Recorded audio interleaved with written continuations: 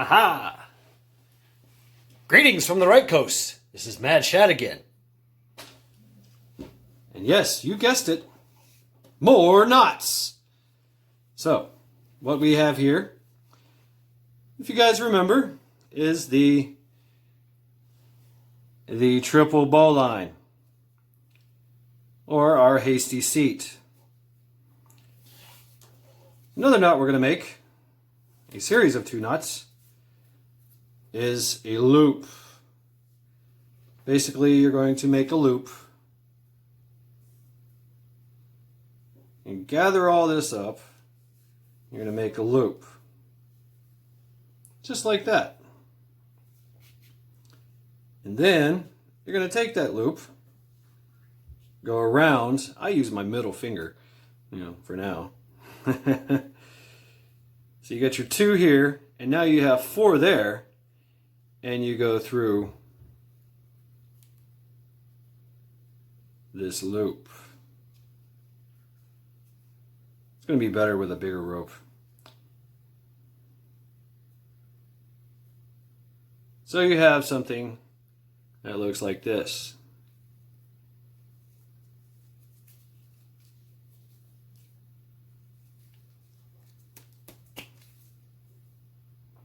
So you have your seat, you have this loop.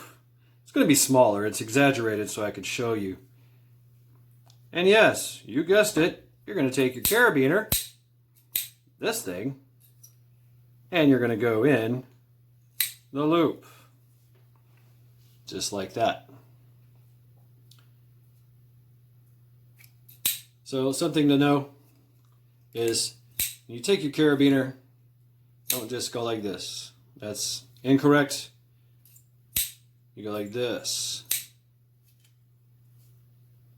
Boom. So your carabiner is on that side. All right? Great. So why is this important? This is your hasty seat and your hasty carabiner holder.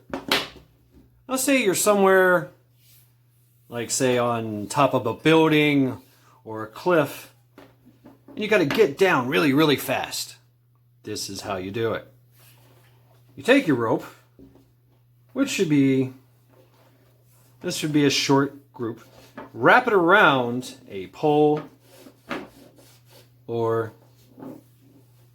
a air conditioning unit or something solid as an anchor point, whatever your anchor point is. All right, a tree on a cliff, whatever. So now you have a double-stranded rope. One side is your running end, and one side, both ends are your running end actually, but one side is going to move. So this is, make sure there's no snags or any kind of burrs in your anchor point up top. So here's another knot. Try to do this as instructional as possible. But you take your loop, you take your rope, and remember how you made that loop for the bowline. There it is. Can you see that? It's hard to see what I'm doing. But, yeah, anyway. Maybe I need more. Yeah, let's do that. All right. So we make our loop, pulling up and making that loop, that knot. There you go.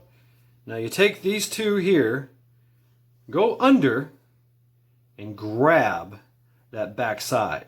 Okay? So now you have this kind of thing here. You have 4 strands. Take your other hand, go underneath, and grab it. So with this hand, you can take your carabiner and hook through all 4 strands, making sure that they are nowhere near your gate. Lock the gate.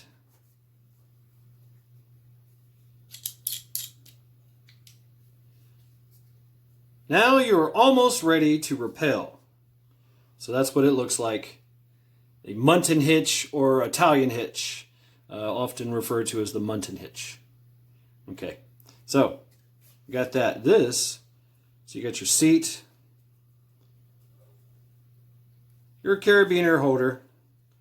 One end is connected to you. The other end is connected to nothing. It just runs on forever.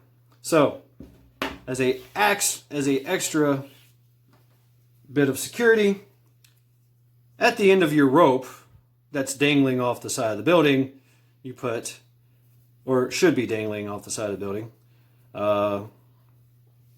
that's right, you guessed it, a bowline. But, I'm going to go ahead and do this. This bowline, for added piece of security, goes around your chest. So you take the end of the rope, don't throw it over, okay? I know I said throw it over the building. Don't throw it over the building. Put it around your chest. And, of course, make your bowline.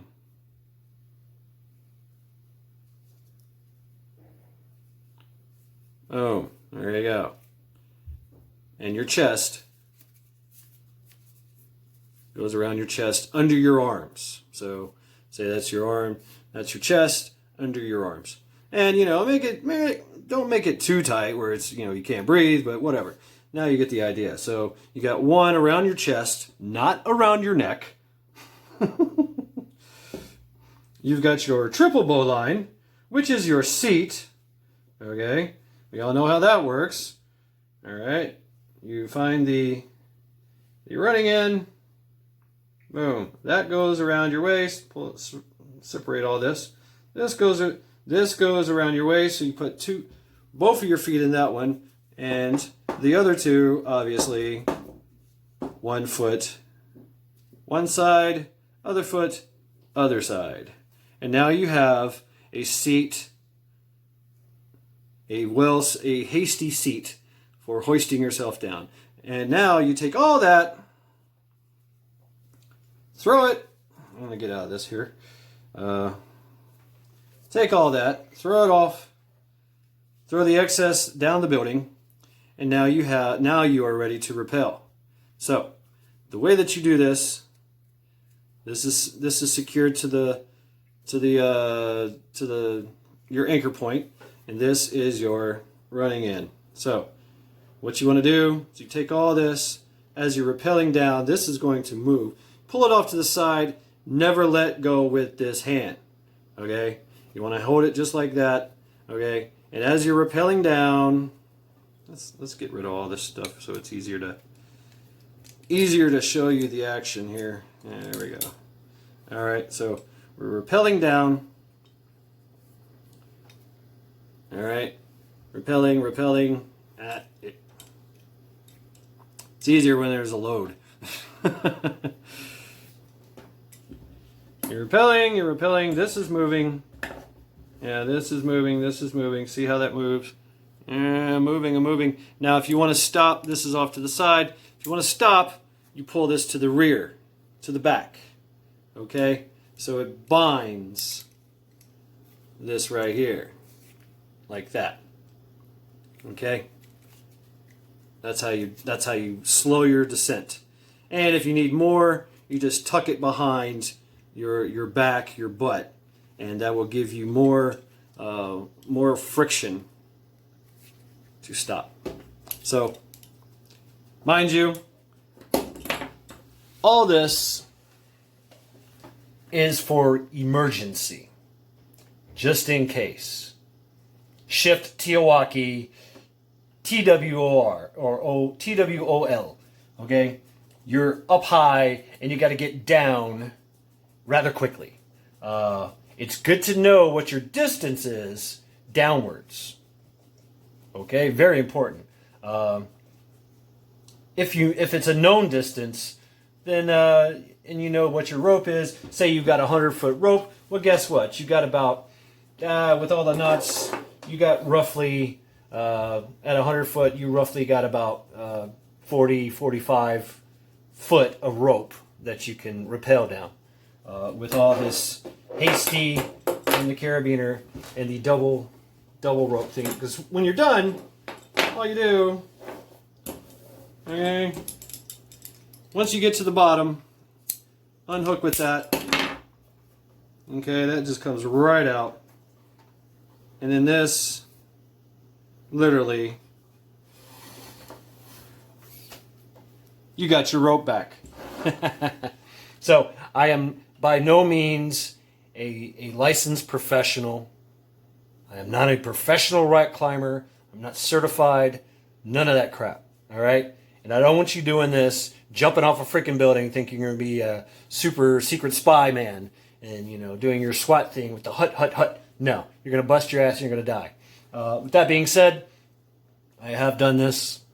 I used to live in a building, a 6-story building, and I rappelled out. I just, you know, hooked it around a bunch of, I had an island in my apartment, and I rappelled down in the middle of the night and went past my neighbors that were, you know, unbeknownst to them, and I bound down on the 5th floor. I seen them, and, you know, yeah, whatever. They never seen me, and I kept going, and got my rope and went back upstairs, and I was quite pleased with myself. But yeah, this is just a hasty, in case of emergency kind of thing. Don't do this for recreational purposes. This is purely for emergency only. If you want to learn rock climbing or rappelling, I suggest you get the big bucks. You go get get yourself a good harness, okay? Because this thing's going to hurt. It's really going to suck. And if you don't do it right, you're going to be a eunuch. Just saying. It hurts that bad. For females, not so much. It still hurts females too. Yeah. Absolutely. But yeah, this will hurt you. You can die. You can die. It is very possible that you can die if you don't do this correctly. So, out of a tree, if say you're stuck up in a tree, or you got to get it, or you climb a tree and you got to rappel back down, whatever, or you're hoisting. Say you're hoisting, you're topping branches.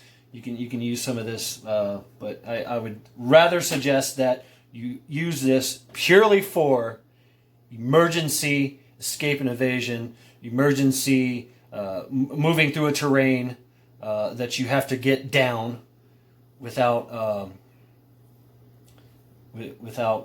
hurting yourself. This is probably the safest way if it's a straight down cliff or something. But by no means should you do this recreationally. By no means. All right. It can lead to serious injury and or death. So don't do it. So with that being said, good luck. Just some things to think about. This is Mad Shad, signing off.